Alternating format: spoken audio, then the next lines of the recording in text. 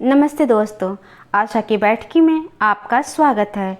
आज सुनिए डॉक्टर लता अग्रवाल जी की लिखी एक कहानी 31 का महीना। अनेक राष्ट्रीय और अंतर्राष्ट्रीय सम्मान से सम्मानित लता जी शिक्षा और साहित्य में एक विशिष्ट पहचान रखती हैं। तो सुनिए कहानी आशा की जुबानी। कांता ने अपने कई सुख दुख मुझसे साझा किए हैं।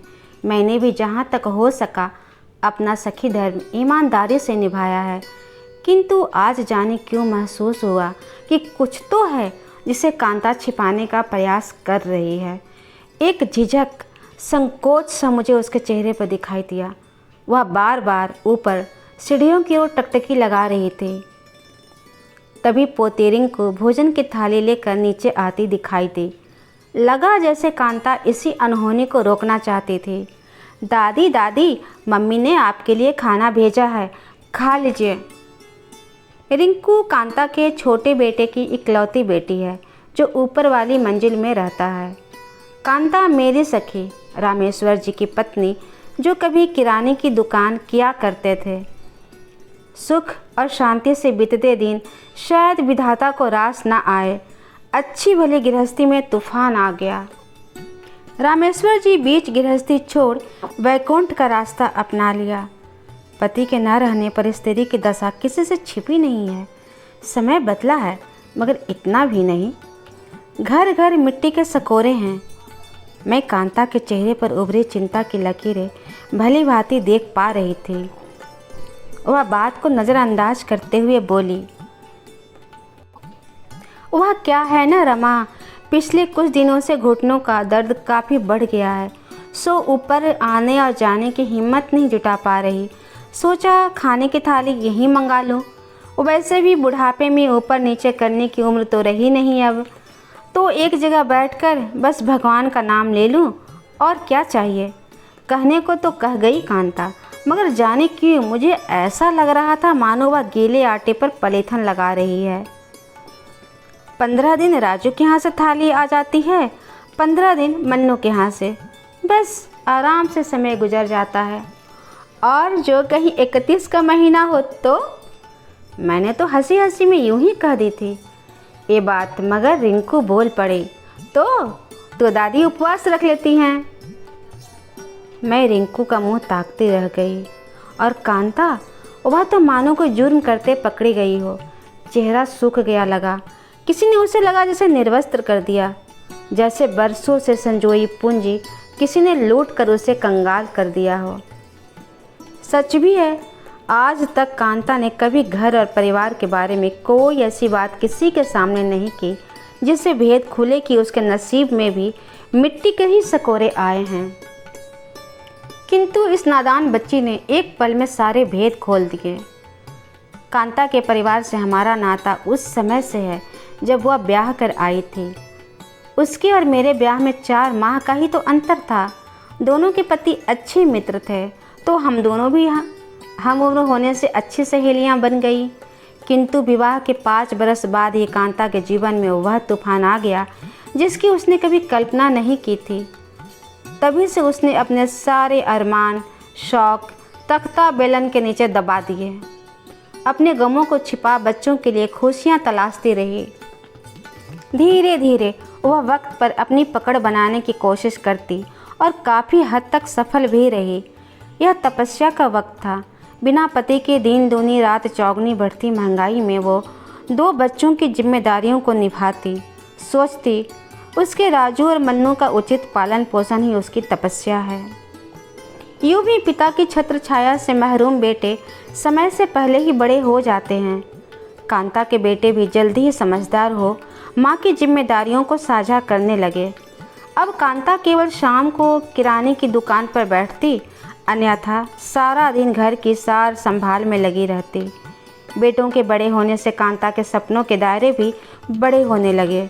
उसे लगा उसका परिवार भी अब बड़ा होना चाहिए, उसका घर भी पोते पोतियों से आबाद होना चाहिए। आखिर अपनी आँखों के टूटते सपनों को उसने अपने बेटों की आँखों में ही तो संजोया था। वक्त संभलते ही रिश्ते खुद ब खुद संभलने लगे। कांता के बेटे भी कामयाबी की सीढ़ी चढ़ने लगे थे। जवान भी हो गए और कमाऊ भी। जिनकी नज़रों में कभी उपेक्षा की पात्र रही कांता और उसके बेटे, आज उन्हीं की निगाहें उन पर जमने लगी। इन सब से बेखबर कांता की निगाह एक ऐसी लड़की तलाश रही थी जो उसके घर की मान मर्यादा को सलामत रखते हुए कुल की ज्योत को जलाए रख सके। बच्चे अभी तक माँ के दामन से बंधे थे, सो रोज की आमदनी कांता के हाथों में आती और वह दमड़ी दमड़ी जोड़कर आने वाली बहुओं के लिए गहने बनवाती। अपने रंगों का संसार तो उसने उसी दिन त्याग दिया था जब रामेश्वरी जी ने उससे नाता तोड़ा था। अब तो उसकी यही मनसा है कि उसके हिस्से के सारे रंग उसके दोनों बेटों के संसार में सिमट जाए। रामेश्वर जी उनके सारे रंग लेकर गए थे। दोनों बेटों के रंगों का संसार सजाने के लिए वह तपस्या करती रही। बड़े चाव से कांता ने एक एक कर दोनों बेटों का ब्याह कर दिया। 2 बहुओं के आते ही घर की परिभाषा बदलने लगी। कभी श्री और समृद्धि का प्रतीक कांता का घर अब कभी मौन द्वंद्व का अखाड़ा बन गया, कभी आस पड़ोस के तमाशे का कारण। खाना बनाने को लेकर तो कभी छोटी छोटी बातों को लेकर सदा किच पिच मची ही रहती। अब कांता करे तो क्या करे, किसके लिए कहे, जिसकी गलती बताए उसी से बुरी।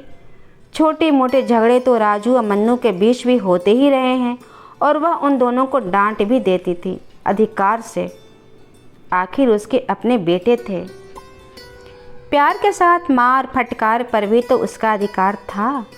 ये तो पराए घर की अमानत है बहुएं, जिन्हें कांता ने भले ही दिल से स्वीकारा, मगर संजना और वर्षा की आंखों में उसे कभी अपने लिए वह अपनापन दिखाई नहीं दिया, सो वह भी उन्हें अधिकार से कुछ कहने से डरती थी। बड़ी मुश्किल से परिवार की गाड़ी पटरी पर आई थी। एक बार फिर पथरीली राहों में हिचकोले लेने लगी। रामेश्वर जी के जाने के बाद भी इतनी अशांति नहीं आई थी घर में जितनी अब आई है, क्योंकि उस वक्त सद्बुद्धि ने साथ नहीं छोड़ा था। बेटे माँ की हर आज्ञा का पालन करते थे। अब वही बच्चे पति हो गए हैं, इसलिए कांता बेटों से भी कुछ कहते भय खाती थी। बेटों से भय खाने का भी कारण था। शायद अब उसे बच्चों की आंखों में अपने लिए वह श्रद्धा भाव नज़र नहीं आता था। वह अपनी ओर से बराबर रिश्तों को नमी देती रही, मगर बेटों और बहुओं के व्यवहार से घर की जमी पर आए रूखेपन को रोक ना सके। देखते ही देखते घर द्वंद्व स्थल बन गया। कई विद्रोह के कैक्टस वहाँ उग आए। अब तन की ही नहीं, मन की भी दूरी बढ़ती जा रही थी। रहा सहा दोनों बेटों के ससुराल वालों का हस्तक्षेप भी घर में बढ़ता जा रहा था। उस कुरुक्षेत्र में अब कांता का मन लगता भी तो नहीं था, मगर करती भी क्या, जाते भी तो कहाँ जाते, कोई और जहाँ उसने बसाया ही नहीं। उसका तो मंदिर, तीर्थ, समाज, दुनिया सब कुछ इन्हीं 2 बेटों के आसपास ही थी। सोचती जाने किसकी नज़र लग गई उसके परिवार को। मन योग से लगाई उसकी फूलों की भरी बगिया में जाने कहाँ से खर पतवार उगाई। कांता ने अपना ओर से पूरा प्रयास किया इन दूरियों को मिटाने का, मगर पास आने की संभावनाएं सभी समाप्त हो चुकी थी। संभावनाएं भी तभी पनपती है जब उनके लिए दिल से प्रयास भी हो। कांता ने हार कर मान लिया कि अब उसके घर में रिश्तों की दीवारों में दीमक लग गई है। वह भीतर ही भीतर खोखली हो चुकी है। कोई वस्तु होती तो धूप में सुखाकर दीमक को नष्ट करने हेतु कुछ जतन भी करती, मगर यह तो मन की खाई है, इसे पाटना अब उसके बस में नहीं। मन पर बोझ रख उसने दोनों को चौका चूल्हा अलग कर दिया। संजना और वर्षा की मानो मांगी मुराद मिल गई, मगर संजना और वर्षा काफ़ी खुश हो गई, मगर कांता समझ नहीं पा रही थी कि अब वह क्या करे। तभी दोनों बेटों ने कहा, तो क्यों चिंता करती है माँ, तू तो बस आराम से बैठकर भगवान का नाम ले। दोनों बहुएं हैं ना तेरे खाने पीने का पूरा ध्यान रखने के लिए। क्या कहती कांता, खाने की भूख रही ही कहाँ अब तो बस इस तन को जीवित रखने के लिए खाना है। तभी झट वर्षा बोल पड़ी, हाँ माँ जी, सच ही तो कह रहे हैं ये, आप क्यों परेशान होती हैं। बस 15 दिन बड़े भैया के यहाँ खाना और 15 दिन हमारे यहाँ। अब आपको ऊपर आने की तकलीफ़ भी नहीं करनी होगी। मैं यहीं आपकी थाली भिजवा दिया करूँगी। सुनते ही कांता को अपनी ज़मीनी हकीकत का एहसास हो गया। सामने खड़े बेटे माँ को बढ़ते देख रहे थे और मौन थे। इससे बड़ा दुर्भाग्य एक माँ का और क्या होगा।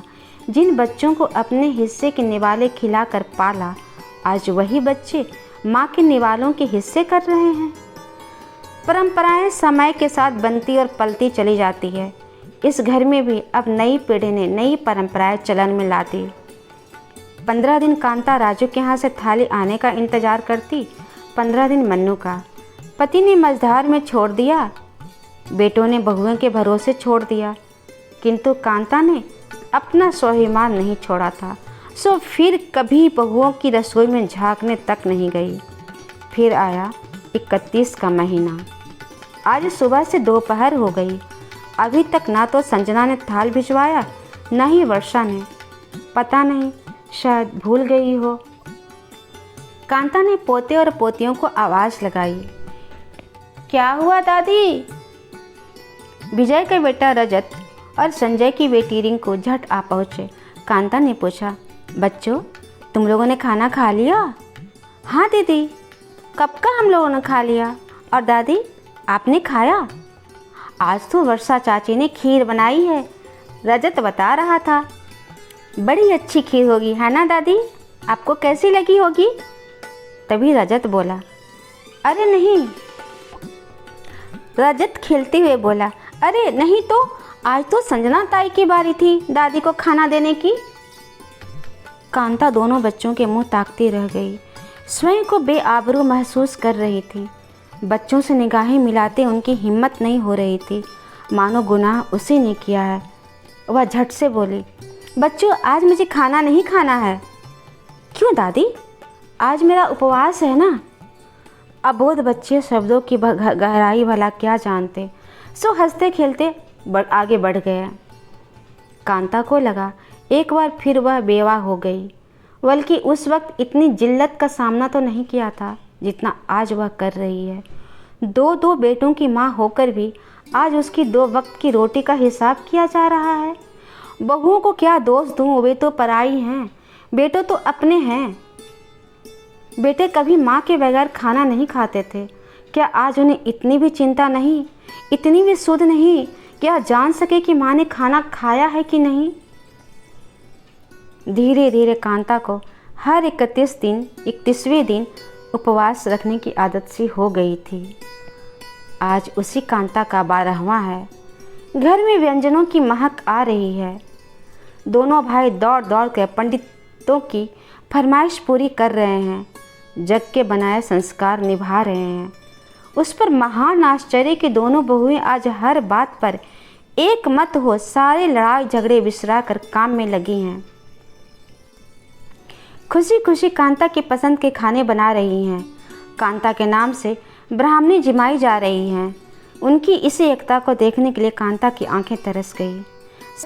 यह मुर्दों का देश है, जहाँ जीते इंसान को मरने के लिए विवश किया जाता है और मरने के बाद उसके नाम से सारे ढोंग दिखावे किए जाते हैं। जीते को डरे, मरे को बरे। यह कहावत शायद किसी ने जीवन के गहरे अनुभवों से कही होगी। पंडितों के आदेश पर दोनों बहुओं ने गौ ग्रास और कौवे के ग्रास पत्तल पर लगाए। मैं चूँकि कांता की सबसे करीबी सखी मानी जाती थी, सो बहुओं और बेटियों जो कभी संभव है मुझे आँखों की किरकिरी मानते रहे हैं, आज मासी जी कर करके सारी चीज़ें पूछ रहे थे। मासी जी कुछ कमी रह गई हो तो बताइए। हमने अपनी पूरी से पूरी कोशिश की है कि मम्मी जी की कोई भी चीज़ें उनकी पसंद की जो उन्हें अच्छी लगती है वह सब बनवाई है। वही राजू और मन्नू भी मासी जी कोई कमी हो तो बता देना, मैं सब कुछ कर रहा हूँ। मैं क्या कहती बेटा, जो कमी रही उसे तो तुम कभी अब पूरी नहीं कर सकते। जिस औरत ने तुम्हें अपने आंचल की छां दी, अपने हिस्से की नींद दी, अपनी खुशियाँ निछावर कर अपने सारे निवाले तुम्हारे नाम कर दिए, उन सबसे बड़ी बात इस दुनिया में तुम बिन बाप के होकर भी अपने कदमों पर चल सके। उस औरत की बदौलत जिसको तुमने जीते जी 2 वक्त की रोटी में बांट दिया, मगर चाह कर भी कुछ नहीं कह पाई। बस इतना ही कहा, राजू मन्नू बेटा दोनों भाई मिलकर एक पत्तल ऊपर ले जाओ और कौओं को बुलाकर खिला आओ। कौओं का पत्तल जुटाना बहुत ज़रूरी है। और संजना और वर्षा तुम एक गौ ग्रास बाहर जाकर गाय को खिला जाओ। मान्यता है कि इससे मृत व्यक्ति की तृप्ति मिलती है, वह परलोक में भोजन पाता है, उसकी आत्मा संतुष्ट होती है, घर वालों का बरकत होता है, उसका आशीर्वाद घर वालों को मिलता है। संजना और वर्षा पूरी गली में घूम आई। मासी जी, गली में दूर दूर तक कहीं गाय नज़र नहीं आ रही है। वहीं दोनों बेटे भी ऊपर से उतर आए और बोले, मासी जी आवाज़ तो बहुत लगाई काव काव, लेकिन कोई कौवा एक बार भी नज़र नहीं आया। पंडित जी कह रहे थे, अरे यह तो अच्छा शगुन नहीं है, ना तो गाय ने ग्रास खाया और न ही कौवे ने। इसका मतलब है कि मृत व्यक्ति ने भोजन स्वीकार ही नहीं किया है। ये तो बहुत अपशगुन हुआ। तभी रिंकू और रजत, जो काफ़ी देर से सभी की बातें सुन रहे थे, बोले, अरे नहीं पंडित जी, आज 31 तारीख है ना, आज ना दादी का उपवास रहता है, इसीलिए।